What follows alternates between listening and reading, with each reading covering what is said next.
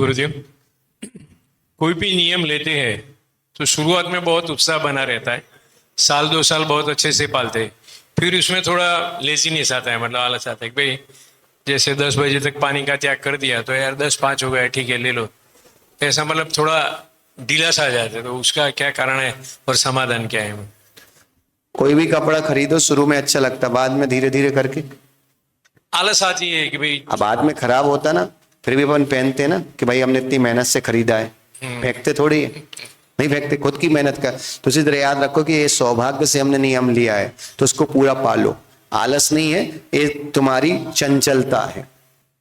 आलस तो वो है, आलस को तुम जानते कि आलस मतलब नहीं कर पा रहा हूं, जो तो तुम जानबूझ के ही नहीं करना चाह रहे। नहीं भी पियोगे तो मर थोड़ी जाओगे एक दिन, ये भी तो सोच के देखो। हमने तो परसों आहार किया, अंतरा हो जाए, फिर आहार नहीं हुआ तो मर गए, जिंदा ही बैठे ना।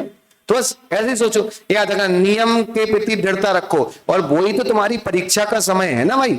हम साधु बने, हमारी परीक्षा होती, तुम ग्रस्त हो, तुमने नियम लिया, तुम्हारी परीक्षा। उसी समय जैसे ही 10:01 हो गया तो पानी नहीं पीना, फिर कोई आलस नहीं, कुछ नहीं। आप तो विश्वास रखो अगर हमें मरना होगा तो हम मर जाएंगे, लेकिन कम से कम नियम पूर्वक तो मरेंगे।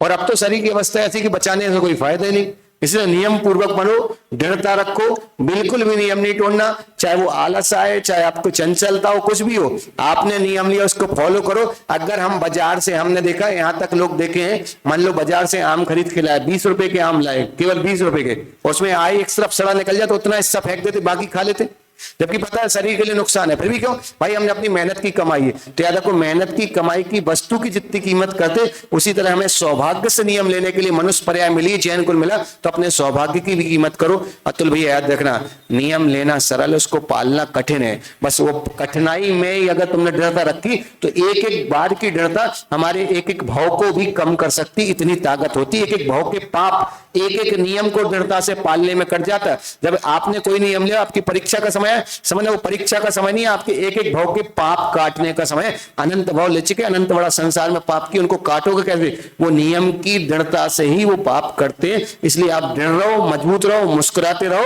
और बस नियम पालते रहो। कुछ भी हो जाए, किसी भी स्थिति में नियम नहीं तोड़ना। अब उम्र ही नहीं है नियम तोड़ने की, अब तो पालने की उम्र है बस।